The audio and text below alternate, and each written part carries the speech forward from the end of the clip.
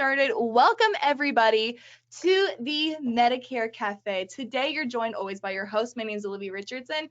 Today I am so excited, and I know a lot of our guests are talking about how excited they are, to introduce you guys our guest speaker today, Miss Carrie Vogt. Vote. Just like go out and vote. Go out and vote. But the G really Vote. throws me off. It is V-O-G-T. Yep. The G is silent. I have people that tell me I need to spell my name right. Just think of it as V-O-T-E. V-O-T-E. Yep. Forever now, V-O-T-E. So welcome, Carrie. Again, we have a lot of our guests who are really excited to meet with Carrie. Carrie and I, you and I have actually worked together in the past when senior marketing specialists, and I think, I don't know if you remember this or not, whenever COVID-19 first started, Carrie works with our sister company, Senior Benefit Services, which is an insurance agency. But Carrie and I first actually started working together back in the day whenever COVID first hit, and you are very deep bedded with Meals on Wheels. That's an organization that you work with, that you've worked with for a long time. And you and I worked together for a brief amount of time when I said, this is over my head, as far as getting senior marketing specialists to help out Meals on Wheels at the beginning of COVID, because that was something they were really struggling with. I forgot about that. Yeah, it was what senior marketing specialists did during that time for the members of Meals on Wheels was just amazing. It was wonderful. We're great. We'll tell you how great we are. But let's go ahead and get to know Carrie a little bit more. So Carrie, what I know about you. Yeah, there you go. Oh, cool. Brian was a driver for them. That makes no sense, Brian. You're not that good of a person. But welcome again. We welcome Carrie. Wanting to get you guys a little bit more about Carrie, because what Carrie has done in her 3 years of being an insurance advisor is what a lot of agents truly strive to be. I know, and a lot of that comes from your history. So Carrie, tell me a little bit about yourself and what's brought you into this industry. Yeah, so I am a certified financial planner by background. I used to do more of your traditional financial planning at a wealth management company. And it was while I was working there, sitting in more of our retiree meetings with our clients. It was while I was studying for my CFP exam, actually also, and just learning more about health insurance. I noticed a trend among all of our retirees and among other just advisors in the industry, and that was that there was a overall lack of knowledge and confusion about Medicare. And so it led me to want to become a Medicare expert and niche in Medicare planning. And it was very ironic because I found SBS through Medicare Cafe, which is hilarious. I love that. I was just searching, like somebody, there's Medicare experts out there. Who are they? Where are they? How can I be one? And so just through searching, I found on Google, I found Medicare Cafe, and I found there was. So we are the experts, guys. Yes, no matter what anybody else says, we are the experts.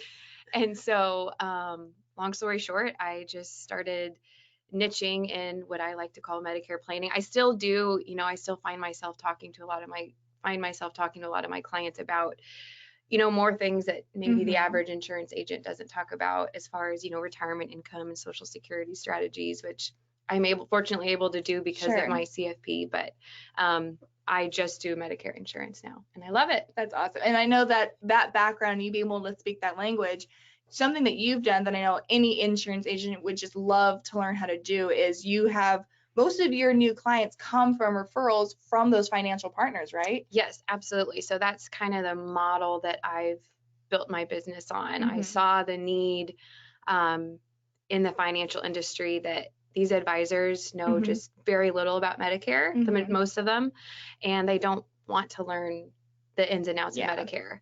I always, when I'm meeting with new advisors, I always say, I know you work with an accountant for your tax questions for your clients. You work with an attorney for your estate planning for your clients. Who are you working with for your Medicare? And so that's where I come in. Yeah. Is that are they thrown off by that? Because obviously with financial, I think most, in my opinion, from my side of the table, when people are talking about financial, they automatically think oh yeah, well, estate planning, or oh yeah, the account, things that actually require financial investments and things like that. Are they usually thrown off when you're what about Medicare? Or are they usually no, I'm looking for someone? Normally they're not thrown off by it. They're excited that somebody's specializing in it. That's awesome. Because I mean, health insurance is a huge part of your retirement. You know, it's the time in your life when your health insurance and health care is of utmost importance. So Sure. you want to make sure you and your clients aren't overpaying or they're not paying penalties. So they love having somebody, at least I work with 33 different financial advisors. That's a full-time job, just working with the referral partners. That's a lot. Well, I'd like to work with more. Yeah. Well, congratulations again. Really excited to be working with Carrie. She has so much to offer as far as what I said, 3 years is not a short amount of time, but it's short enough that it's amazing that you were able to accomplish everything you've done in that time frame. Again, you've accomplished more than what a lot of agents have done in 10, 15, 20 years. So congratulations on that. So I asked Carrie because she does have that experience and is able to look at a client very holistic compared to a lot of agents that we work with. And I asked her, so what are the top 3 things that your clients, just right off the top of your head, what are the top 3 questions your clients are asking you in your appointments? And so we're going to go through those questions today and just kind of talk them out and get some feedback about what those questions look like and how you answer them. You ready? Sounds good. So first of all, the first question that I know you get asked is, when should I start the enrollment process? And breaking this down, so number 1, what are they actually asking you when they're saying, like, when should I even mess with this? I think they typically mean, when should I actually apply for my A and B? I always like to say step 1 of the enrollment process is getting educated. In an ideal world, I would meet with people when they're 64. I actually had somebody a couple months ago who was so eager and anxious about Medicare. She called me when she had just turned 60. And she was like, let's have this conversation. I can't relate. I'm the one calling you like the day before I turn 65. Yeah. Yeah, don't do that. But I like to, like I always say, step 1 is to get educated at 64, 64 and a half, because that's when you really start being, bombarded with mailers and door knockers, phone calls, all of that. And so the better educated you are going into the enrollment process, just the easier you're going to make it on yourself. And that way you're not making a rash decision about your health insurance. So I always say start that about 6 months in advance, and then you can actually take action 3 months before your 65th birthday. Got it. And I say, as soon as if you are joining Medicare at 65 when you age in, start at the beginning of that 3-month window. Just like the person I helped yesterday, she did start at the beginning of her 3-month window, and it took almost that whole time to get it processed. So you don't want to be waiting on Social Security, in my opinion, especially right now. Yeah, nobody wants to be waiting on someone else. When they're anxious, am I going to have health care? I lose it today. Yeah. So I need it in effect for tomorrow. So scary. And again, like, it's for us to like look at the paper and see the metrics, see the name, but to feel that, like, am I going to have health care tomorrow? Now, do you find that like most people are asking you this when they turn 64, when they're nearing 65, or most, because again, you're working with more with the financial planners, you're working with a more affluent client base. Are you talking to people more? Are they asking this more whenever they're getting ready to retire, or are they asking this more whenever they're turning 65? I think it's both, but primarily those that are turning 65. Got it. And then, when they ask me, when should I start? My first question in return to them is, well, are you planning on joining Medicare at 65, or are you going to continue working? Do you need to join Medicare right now? So, and then for those people that are going to still work, we have that initial conversation maybe before they're 65, and then I'll say, let's touch base when you're going to retire. So let's actually skip this next slide and move on to the third question I have. So we're going to come back to number 2, but this kind of flows right with it. Is the next, I would say the follow-up to that is, well, should I keep my employer plan? You're saying this is another top question that you get. How do you figure that out? How do you work with the client who is, maybe they are still working? How do you kind of work that through with them and help them decide, should I stay with my employer or should I move to the Medicare?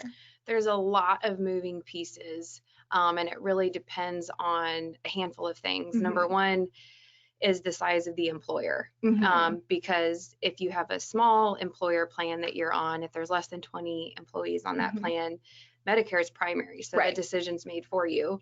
But for the majority of people, I would say they're on a larger health plan. So they have the option of, should I stay on my employer plan or should I leave it?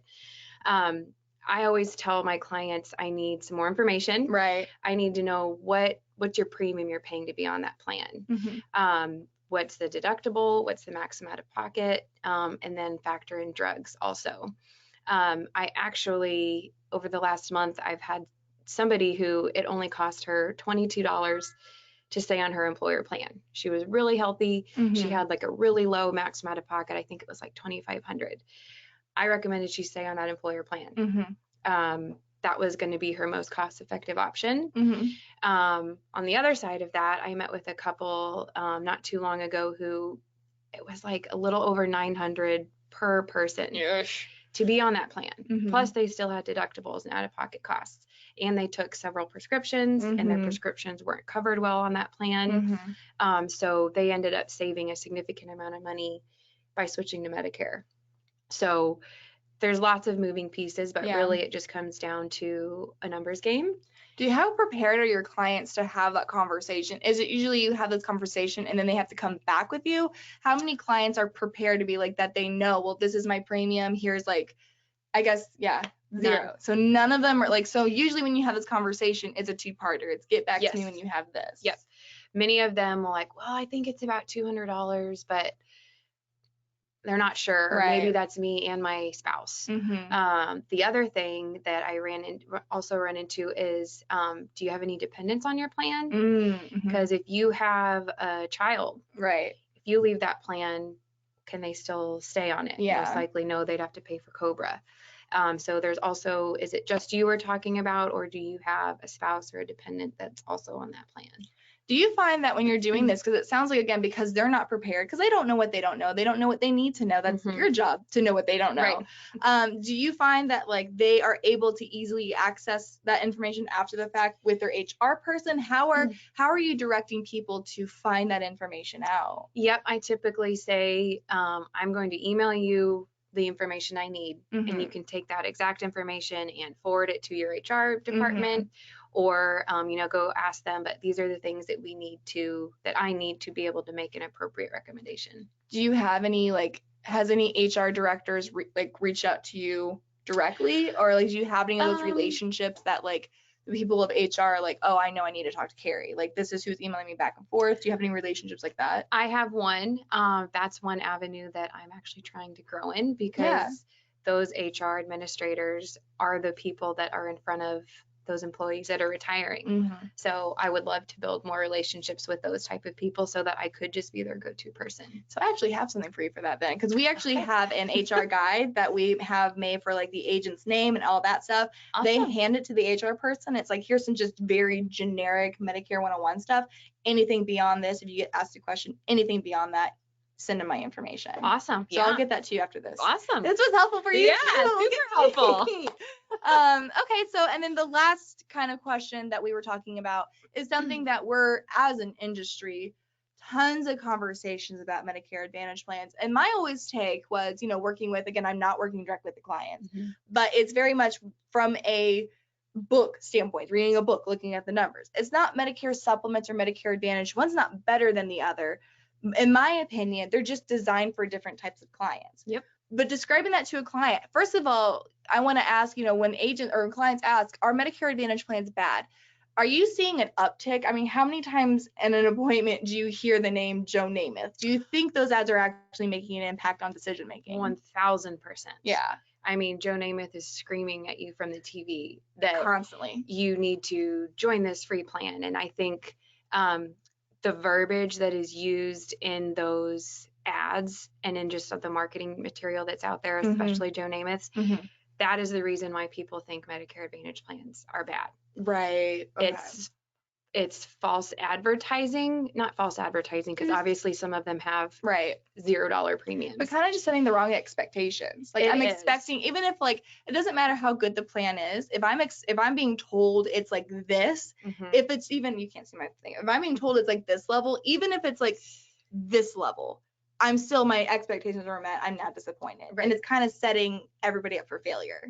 I like to say Medicare Advantage plans, they're not bad. They're not good. They're not better or worse. They just function differently. And I like to use the word they're misunderstood. Oh. They're misunderstood. That's like my explanation. Like anytime I want a date, I'm like, you're just misunderstanding. It's not that you don't like me. You're just misunderstanding me. Yes, because so you have Joe Namath telling you this plan is going to cost you nothing. Mm-hmm. People go in with that mindset, Mm-hmm. and then they see their Part B premium come out of their Social Security Right. check, and they're like, wait, Joe Namath told me this is going to be free. Mm-hmm. So that can put a sour taste in someone's mouth of if they didn't realize that you still have your Part B premium. Right. Then they think, well, this Advantage plan is bad. It's not what I thought. Mm-hmm. Or they didn't understand, let's say they switch from a Medicare supplement plan to an Advantage plan. They didn't realize they're now confined to a network. Right. Right. They go to their doctor and they're out of network. Again, that can make them think that, well, this plan is awful. Right. No, you just really misunderstood it. Right. Because you didn't, maybe you didn't work with a professional that went over those things with you. Or you didn't realize, you might need prior authorizations for things that Sure. you didn't need on a med sup. Sure. That being said, a lot of people coming about saying like they did this, they're experiencing it. And of course, I don't want to ask you a question you're not comfortable with answering, but here I go. What's your OEP looking like? I would call OEP the chance to like fix mistakes either made by the carrier, made by technology, or people trying to self-enroll and it not working out well. Is your OEP looking different this year? Are you more activity this year than you've had in the past? I wouldn't say necessarily more. It's just the type of clients that I have because I get referrals from financial advisors. That's the bulk of my business. Mm-hmm. My OEP, I rarely use that election period actually. Really? The majority of my clients are turning 65-year-olds. Mm-hmm. I have had 2 this January that I've used that OEP election period. Mm-hmm. And it's because they didn't like the plan that they enrolled in before. Got it. So personally, I've just had 2 so far. So, and I know with you, because you do work with a different client base than a lot of your cohorts of the people that you work with, communicate with. Mm-hmm. So a question that I had, because it's a huge topic of conversation right now, is are more affluent, more wealthy clients, are they abandoning the med sup and moving to the Medicare Advantage? And I would say you would, I kind of know you and I kind of talked about this ahead of time, but the majority of your clients are more affluent. The majority of them are more higher income because you're getting them from your financial planners, right? Mm-hmm. So, and you were kind of breaking down for me, what's your experience been? Since you work with primarily the high income earners, where are they wanting to go? Med sup or Medicare Advantage? The majority of them want to go med sup. And I try to, when I present their options, I try to be unbiased as possible. I never try to necessarily steer them towards one route or the other. I really want them to make that decision. I don't want them to just think Medicare Advantage plans are bad. Right. Personally, I have about 70% of my clients are on a med sup, 30% are on Medicare Advantage. But so yes, the more affluent clients, I think, gravitate towards a Medicare supplement plan because they just think, I can afford these premiums, knowing that $233 for a Plan G is my total out-of-pocket cost. Right. I'm going to sleep better at night knowing that's what I'm capped at. I can afford these premiums. So they just kind of gravitate towards that side. But then I also see, people that are affluent, they got that way because they're smart with their money. Right. So sometimes if somebody is incredibly healthy, or I find people that just don't want to go to the doctor, they are anti-doctor for some reason, and they're like, I don't want to spend this $125 a month on a Plan G when I can save that money, when I know I'm not going to use it. And so I do see some of those affluent people battle that when they're decision making. Because they look at that money and they say like, yeah, I can afford $230 a month, but I can also afford a $6,700 or a $7,500 max amount of pocket if I had to. So is that a conversation they're having a lot now? It is. And if someone, is really torn, or they just really feel that they do want to go on the Medicare Advantage route, I will say, okay, that $125, and usually the financial advisor is there in the room also. I'm like, that $125. I want to talk about that. Anyways, go ahead. That $125 that you would be spending on a med sup, make your own little health savings account or keep it with this advisor. And have that earmarked for if you do need to use your maximum out of pocket or something big were to come up.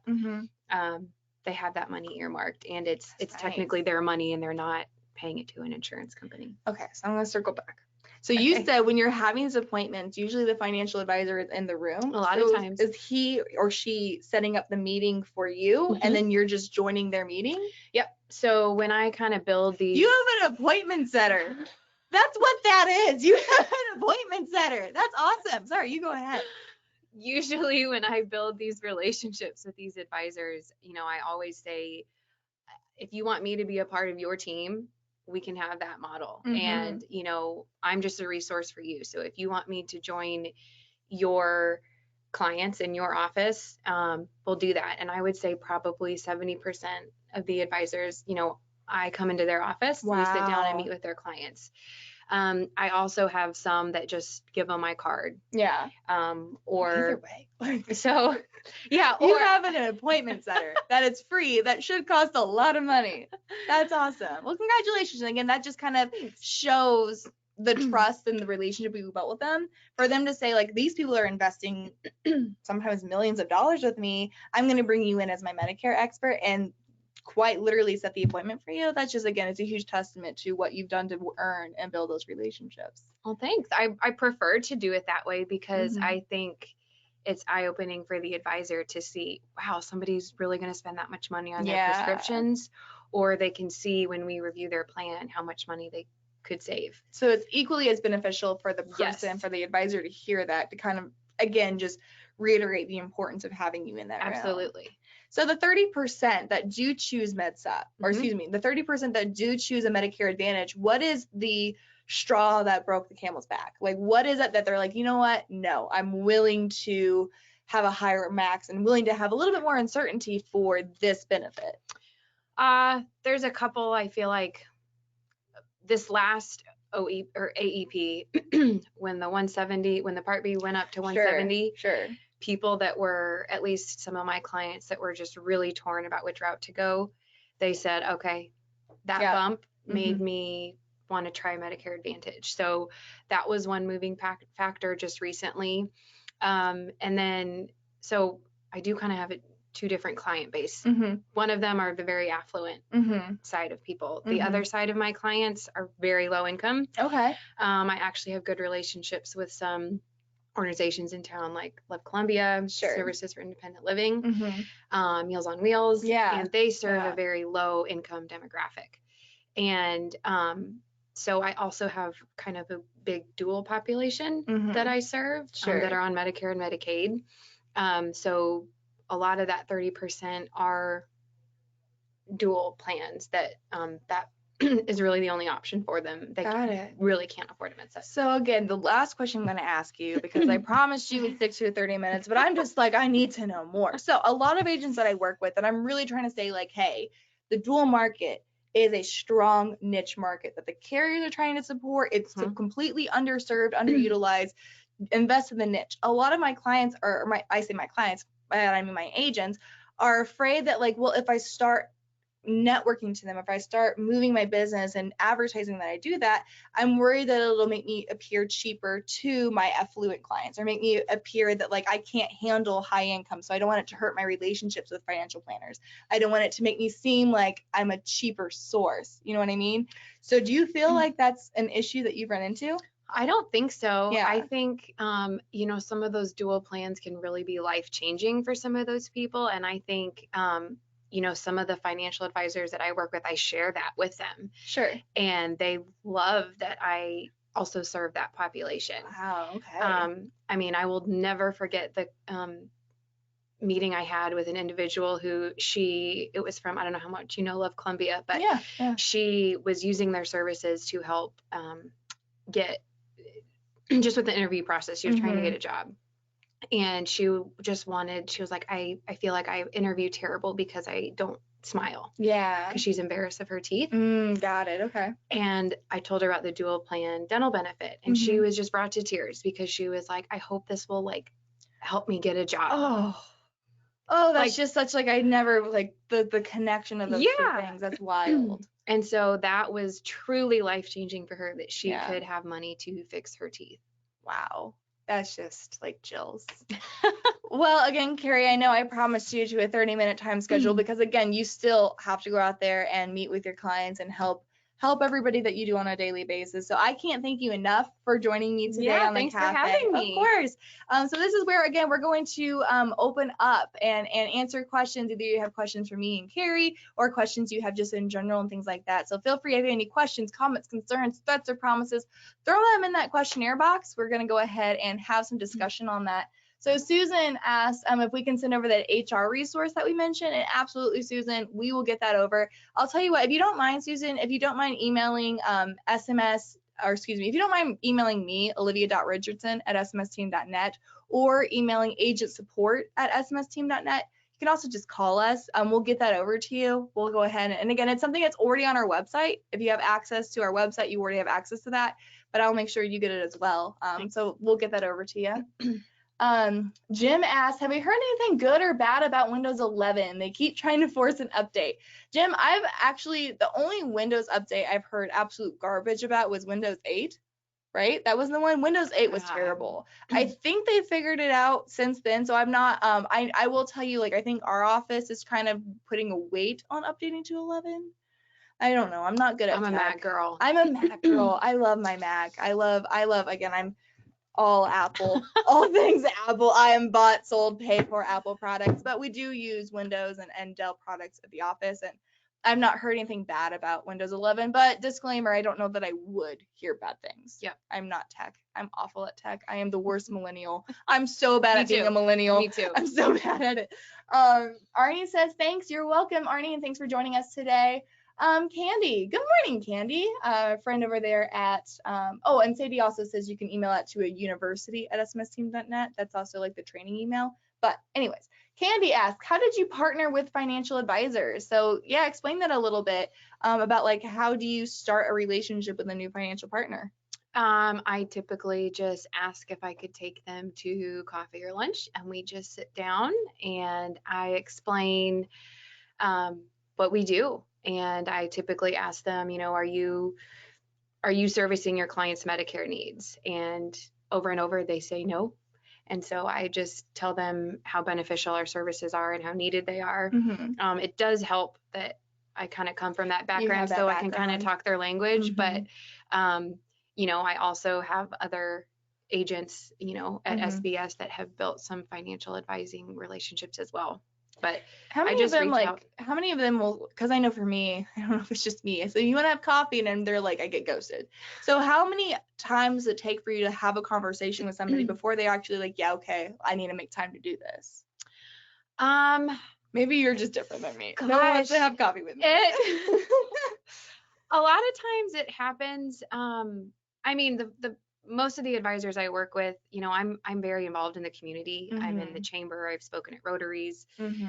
I try to network so they might already know me or know my face, and so I think that might help that they already kind of know who I am, maybe, so that they're more apt to accept my invite to coffee. So it's a lot of times it's the first time they're hearing from you isn't always a coffee invite. Sometimes they just know you from other things. So like I can see that. Just I think a strong online presence would help with that as well. Yeah, having people on like LinkedIn and stuff. I was gonna say LinkedIn. I have met with complete strangers on there. I've reached out, we've connected, and I've just sent them a little message that, hey, if you ever need a Medicare resource, I'd love to sit down and tell you what I do. Yeah. And I have had some good luck with that. Awesome. That's good to know. We should have more conversation about how you use LinkedIn. I think that would be a really interesting conversation to have.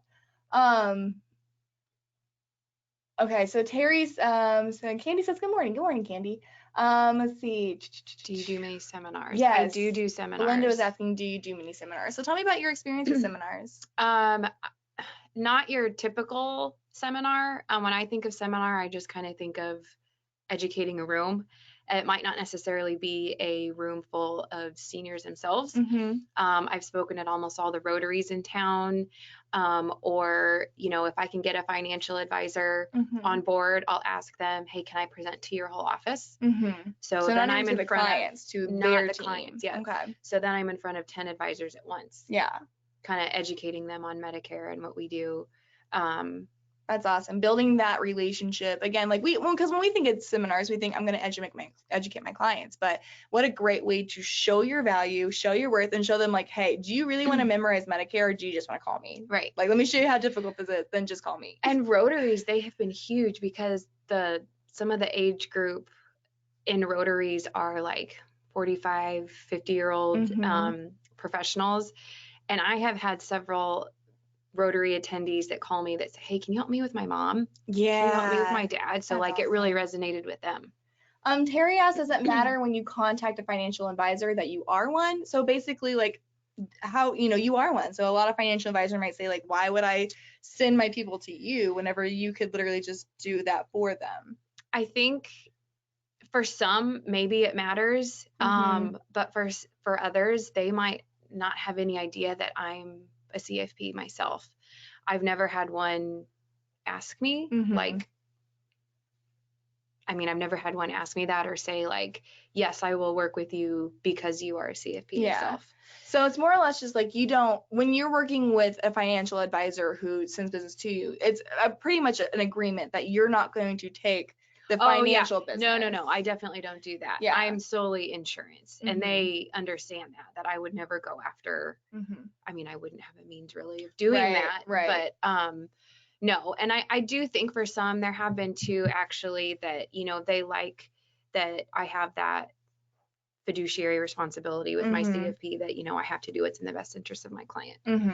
So I think with, just like in every industry, there are some bad apples in the Medicare agents, just like any industry. And so I think that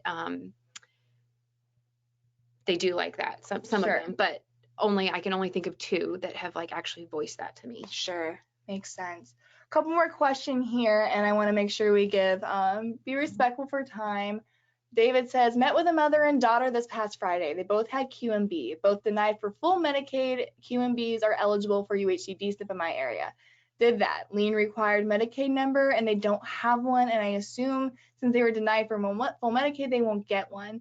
What should they have entered?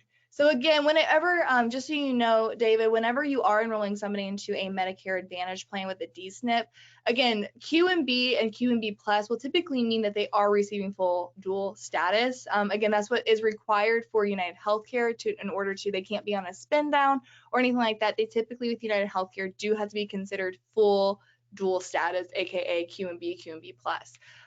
So at that point, even if they're only on a level of Medicaid, they typically will still have some sort of Medicaid ID. So if that was the case, again, I will imagine, David, that app will be pinned because of they didn't have a correct Medicaid ID.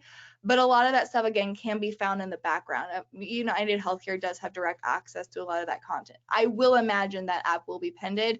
Feel free, again, if you have your United Healthcare contract through us, give us a call. We can kind of walk you through that process of getting that corrected. I would be shocked if your client did not have a Medicaid number. And is that kind of what you see in your experience since you work with a lot of these individuals? Yeah, I know for a little bit they were doing like a COVID exception for the spend downs. So I have actually had some that are on a spend down qualify for the UHC. Got it. But when you type in when you do the enrollment eligibility verification on lien, it'll tell you if they qualify or not. So, but you would have to have that Medicaid number. Oh, okay, perfect. And then Bernadette said, great presentation. I plan on using your tips. Thank you, Bernadette. Linda asked for any podcast recommendations that you have that you like to listen to? Oh gosh. I've got two littles at home and I do not have time to listen. I will tell you, I'm going to have the weirdest kid because when I pick him up from daycare and take him home, we listen to two things. I had to stop listening to my murder Does Coco podcast. Melon count as a podcast? Coco Melon's a dirty name at my house. My kid, that's like first word he learned was Coco for Coco Melon. But he does, I used to listen to murder podcast. Can't do that anymore. Yep. My kid now I feel like is starting to repeat words. Oh gosh. A lot of those words he shouldn't repeat. No. So I've switched to Joanne Ray has a podcast called The Human Connection, where she interviews like big players. Yes, and it's called The Human Connection. Look it up on Spotify. It is incredible. Where she talks about, again, big players in this industry and kind of talks about not how they got there, but just like their history, their life. Yeah. I listened to that one, and then I also listened to the Advanced Selling podcast. And there's a lot of that Listen to that stuff, one a few yeah, that times. can kind of translate into our realm. They are a little bit more old school than I like, but Yeah. couple more questions, guys. One really great one that Al's asking. We kind of hit on this a little bit earlier, but let's drive it home with this question. Why would your more affluent clients choose an MA plan over a high deductible F or a high deductible C or G? That's not a thing. High deductible F, high deductible G. Why are some of your clients, affluent, more wealthy clients, choosing an MA over those options? This is just my personal opinion. I don't To me, a Medicare supplement plan is supposed to function like a true Medigap, filling in all the gaps of your A and B. A high deductible plan F and G functions more like a Medicare Advantage plan. And so if you're willing to have a deductible, in my opinion, it might be more cost effective to join a Medicare Advantage plan, not paying that premium. I personally don't have enough experience with the high deductible F or G. If someone's going to go the MedSup route, Sure.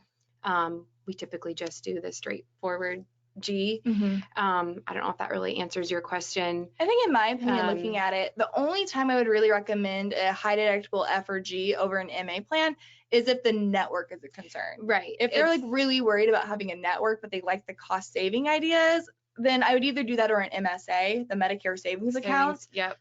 Those are kind of the options that I would go. When, in my opinion, just kind of looking at the numbers and what the industry is looking at, it used to be your MAs were for lower end or lower income, Medicare supplements were higher.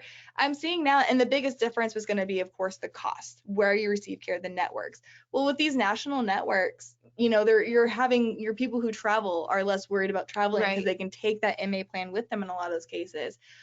So again, I have a lot of people asking me more questions, more of those affluent questions, asking about MSA plans. But again, high deductible F and Gs aren't really written, and I think it's a lot of reasons why you're talking about. You're asking a plan that's supposed to be zero involvement. You pay your premiums, you're done. That's kind of the big seller to MedSups. Right. You're now asking people to actually have to get involved with that again. Yeah. Perfect. Patricia, that second podcast is going to be the Advanced Selling podcast. Shelby says, you are so knowledgeable for being so young in the field. Hi, Shelby. I don't know Shelby. Hi, Shelby. She's a new SBS agent. Oh, hi, Shelby. She says, I told her to listen. For being new in the field, for new agents to the field, where is the best place to go for overall Medicare knowledge, other than the Medicare Cafe? Other than, yes, Medicare Cafe.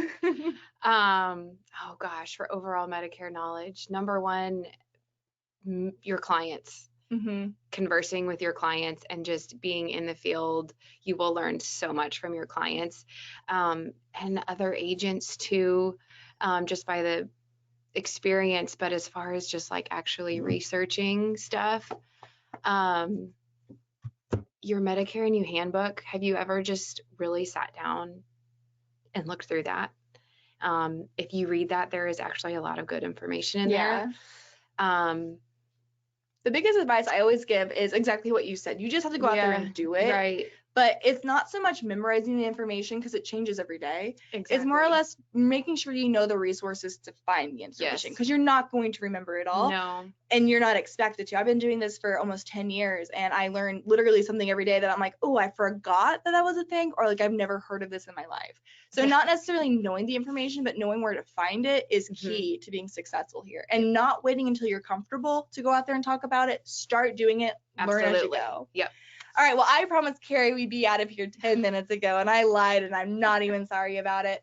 Awesome, guys. Thank you so much. Again, let us know if you have any questions or comments. Feel free to reach out to us. You can call us at 1-800-689-2800. You can also email the Medicare Cafe. That email address is university@smsteam.net. Again, that is university@smsteam.net. So again, thank you, Carrie, so much. I promise you guys I'm going to drag Carrie back here as much as I possibly can. So if you have any questions or comments about today's episode, feel free. You can also like us on Facebook. We'll give you some updates on what we have going on. If you have any requested topics you want us to discuss, let us know. But again, Carrie, I appreciate you. Thank you for having me. Awesome. You guys have a fabulous rest of your day. And so until next time, have fun, make money, and give impeccable service.